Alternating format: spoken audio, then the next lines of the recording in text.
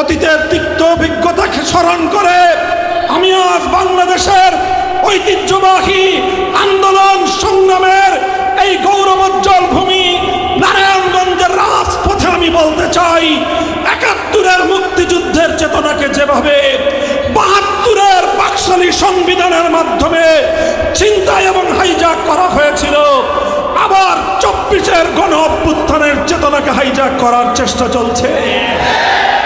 পরিষ্কার ভাষায় বলতে চাই, ২০২৪-এর জুলাই বিপ্লবের চেতনাকে যদি কেউ বাইপাস করে আগামীর বাংলার রাজনীতির গতিপথ নির্ধারণ করতে চায়, রাজপথে যুদ্ধ হবে, রাজপথে যুদ্ধ হবে।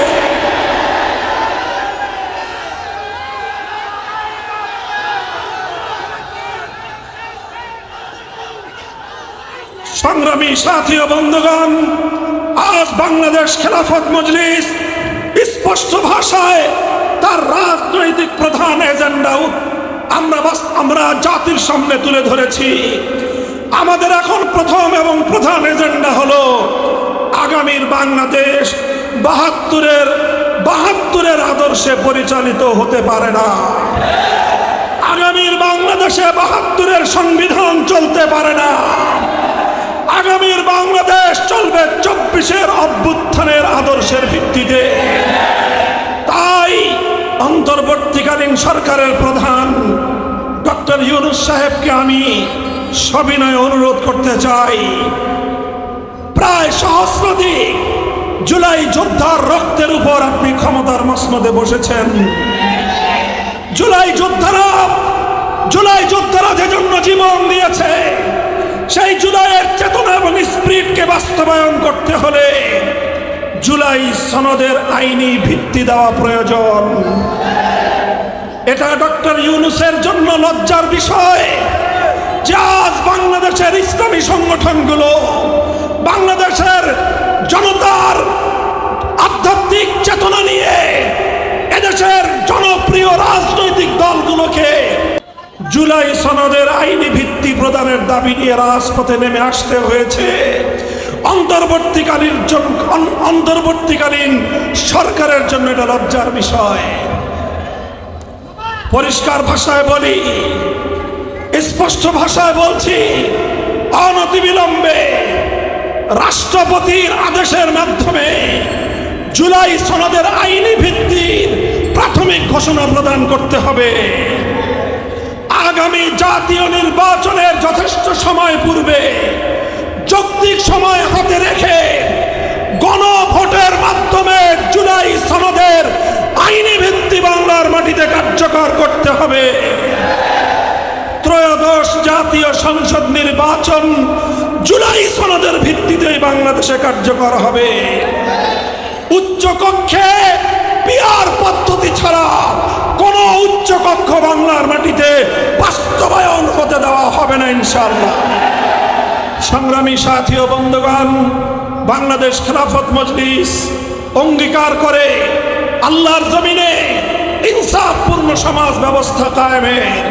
বাংলাদেশ খেলাফত মজলিস আপনাদেরকে কথা দিচ্ছে, আগামীর বাংলাদেশে ইনশাআল্লাহ কোনো বৈষম্য থাকবে না, কোনো অবিচার থাকবে না। মানুষ তাদের অধিকার নিয়ে শান্তিতে নিরাপদে দেশে বসবাস করতে পারবে। আপনারা বাংলাদেশ খেলাফত মজলিসের হাতকে শক্তিশালী করুন। ইনশাআল্লাহ আমরা যে অঙ্গীকার করেছি, আগামীর বাংলাদেশে ইসলামপন্থীরা ঐক্যবদ্ধভাবে ত্রয়োদশ জাতীয় নির্বাচনকে মোকাবেলা করবে ইনশাআল্লাহ। সেজন্য আমরা বাংলাদেশ খেলাফত মজলিসের পক্ষ থেকে মেহনতি মানুষের প্রতীক, রিকশা প্রতীকে আমাদের প্রার্থীদেরকে আমরা ঘোষণা করেছি। আপনারা আমাদের প্রার্থীদের পক্ষে থাকবেন তো ইনশাআল্লাহ। সংগ্রামী সাথী ও বন্ধুগণ, নারায়ণগঞ্জ ১ আসনে মাওলানা আব্দুল কাইয়ুম মাদানী, নারায়ণগঞ্জ ২ আসনে মাওলানা আশরাফ হোসাইন, নারায়ণগঞ্জ ৩ আসনে জনাব শাহজাহান শিবলি, নারায়ণগঞ্জ ৪ আসনে খন্দকার আনোয়ার হোসেন ও নারায়ণগঞ্জ ৫ আসনে ডক্টর আলামিন রাকিব। এই 5 ব্যক্তিকে আমি মেহনতি মানুষের প্রতি রিকশার আমানত দিয়ে আপনাদের হাতে রেখে গেলাম। বাংলাদেশ খেলাফত মজলিস নারায়ণগঞ্জ জেলা ও মহানগরের উদ্যোগে আয়োজিত আজকের এই গণসমাবেশে উপস্থিত সংগ্রামী সভাপতি, উপস্থিত বাংলাদেশ খেলাফত মজলিসের কেন্দ্রীয় ও স্থানীয় নেতৃবৃন্দ, সর্বস্তরের নেতাকর্মী, তৌহিদি জনতা, সংগ্রামী আমার নারায়ণগঞ্জের জেলাবাসী, আমি আজ বৃষ্টি বিঘ্নিত এই প্রতিকূল আবহাওয়াকে উপেক্ষা করে নারায়ণগঞ্জের প্রাণকেন্দ্র ডিআইটি মসজিদ চত্বরে সমবেত হাজার হাজার এই জনতার বিপুল উপস্থিতিকে বাংলাদেশে ইসলাম প্রতিষ্ঠার পূর্বাভাস হিসেবে আগামী নির্বাচনে ইসলামপন্থীদের অভূতপূর্ব বিজয়ের পূর্বাভাস হিসেবে বিবেচনা করতে চাই।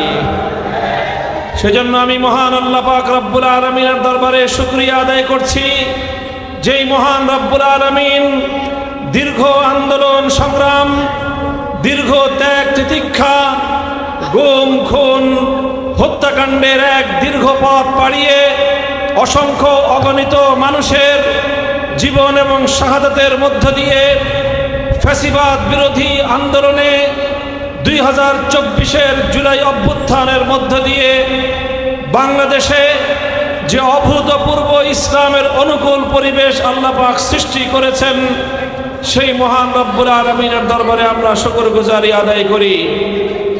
সংগ্রামী সাথী ও বন্ধুগণ, আমরা স্পষ্ট ভাষায় বলতে চাই, এদেশের ইসলামপন্থীরা, এদেশের মুসলমানরা দীর্ঘ সংগ্রাম করে এসেছে। 1909 সালে কলকাতার আধিপত্যবাদ থেকে পূর্ববঙ্গের মুসলিম জাতিসত্তার মুক্তির লক্ষ্যে তারা বঙ্গভঙ্গ করেছিল। তারা মুসলমানদের মুসলিম জাতিসত্তার ভিত্তিতে একটি মানচিত্র এবং একটি দেশ গঠন করার লক্ষ্যে 1947 সালে তারা দিল্লিকে সালাম জানিয়ে তারা স্বতন্ত্র একটি মুসলিম ভূখণ্ড গড়বার লক্ষ্যে সুদূর সেই পিন্ডির সঙ্গে জোটবদ্ধ হয়ে দিল্লিকে বাংলাদেশের এই পূর্ববঙ্গ থেকে, পূর্ব পাকিস্তান থেকে বিতাড়িত করেছিল। এরপরে শুরু হয় 1947 সাল থেকে 1971 সাল পর্যন্ত দীর্ঘ এক সংগ্রাম, ইসলাম প্রতিষ্ঠার সংগ্রাম, রাষ্ট্র ব্যবস্থা ইসলামী শাসনতন্ত্র প্রতিষ্ঠার সংগ্রাম। দুর্ভাগ্যজনকভাবে 1947 সালে ইসলাম প্রতিষ্ঠার অঙ্গীকার করে দেশের মানুষের ম্যান্ডেট নেওয়া হয়েছিল। বাংলাদেশের মানুষ ইসলামী রাষ্ট্র প্রতিষ্ঠার জন্য অভূতপূর্ব যে গণরায় দিয়েছিল, পশ্চিম পাকিস্তানের স্বৈর শাসকেরা 24 বছর পর্যন্ত বাংলাদেশের মানুষের সেই অভিপ্রায়কে গলা টিপে হত্যা করার পায়তারা চালিয়েছে। ইসলামের সঙ্গে তারা গাদ্দারি করেছিল। ইসলামী শাসন কায়েম করবার অঙ্গীকার করে সে অঙ্গীকার ভঙ্গ করে একদিকে বাংলার মুসলমানদেরকে তারা বোকা বানাবার চেষ্টা করেছে, আরেকদিকে স্বয়ং সৃষ্টিকর্তা আল্লাহর সঙ্গে তারা বিশ্বাসঘাতকতা করেছিল, যার অনিবার্য ফলশ্রুতিতে 1971 সালে মিথ্যার বিরুদ্ধে সত্যের যুদ্ধ হয়েছিল। 1971 সালে জালিমের বিরুদ্ধে মজলুমের লড়াই হয়েছিল। 1971-এ বৈষম্যের বিরুদ্ধে সাম্যের লড়াই হয়েছিল। দীর্ঘ 9 মাসের মুক্তি সংগ্রামের মধ্য দিয়ে অত্যাচারী, জালিম, স্বৈরাচারী পশ্চিম পাকিস্তানি খান পাঠানদেরকে বাংলার মানুষ ঝাঁটাপেটা করে বিদায় করেছিল। এদেশের মানুষ স্বপ্ন দেখেছিল একটি বৈষম্যহীন বাংলাদেশ হবে। এদেশের মানুষ রক্ত দিয়ে, জীবন দিয়ে তারা স্বপ্ন দেখেছিল একটি শান্তির রাজ কায়েম হবে। কিন্তু দুর্ভাগ্যজনকভাবে আমরা দেখলাম 1971-এর মুক্তিযুদ্ধে নেতৃত্ব দানকারী আওয়ামী লীগের নেতা শেখ মুজিবুর রহমান সাহেব 9 মাসের হাজার হাজার শহীদ মুক্তিযোদ্ধাদের রক্তের সঙ্গে বেঈমানি করে মুক্তি মুক্তিযুদ্ধের কয়েক মাসের মধ্যে নয়াদিল্লিতে ইন্দিরা গান্ধীর চরমতলে বাংলাদেশের স্বাধীনতাকে তিনি বলি দিয়েছিলেন। তিনি দিল্লি থেকে ধর্মনিরপেক্ষতা নামক এক কুফরি মতবাদকে এনে বাংলার মানুষের উপর চাপিয়ে দিলেন, যে বাংলার মানুষ শত শত বছর ধরে ইসলামী শাসন, কোরআনের শাসন কায়েম করবার জন্য দিল্লিকে তালাক দিয়েছিল, কলকাতাকে লাথি মেরেছিল। সেই বাংলার মানুষের উপর আবার দিল্লির আধিপত্য বাস্তবায়নের জন্য 1972 সালে বাকশালী ভারতীয় দালালের এবং ভারতীয় আধিপত্যবাদের চুক্তিপত্র নামে বাংলাদেশের সংবিধানকে তিনি ভারতের হাতে তুলে দিয়েছিলেন। এরপরের ইতিহাস গাদ্দারির ইতিহাস, এরপরের ইতিহাস 71-এর মুক্তিযুদ্ধের চেতনার নামে 72-এর ভারতীয় দালালির সংবিধান এবং ভারতীয় দালালির আধিপত্যবাদের ইতিহাস রচনা করবার ইতিহাস, এবং 71-এর নামে 72-এর ভেজাল চেতনা মার্কেটিং করবার ইতিহাস। 53 বছর পর্যন্ত আমরা দেখেছি যখনই এদেশের মানুষ ভারতীয় আধিপত্যবাদের বিরুদ্ধে রুখে দাঁড়াবার চেষ্টা করেছে, যখনই এদেশের মানুষ ধর্মনিরপেক্ষতা নামক ভারতীয় আধিপত্যবাদকে বাংলাদেশ থেকে উৎখাত করবার চেষ্টা করেছে, তখনই এদেশের মানুষকে রাজাকার এবং মুক্তিযুদ্ধ স্বাধীনতা বিরোধী ট্যাগ দিয়ে শেখ হাসিনা এবং তার দোসরেরা বাংলাদেশকে ভারতের একটি অঙ্গরাজ্যে পরিণত করবার পায়তারা চালিয়েছিল।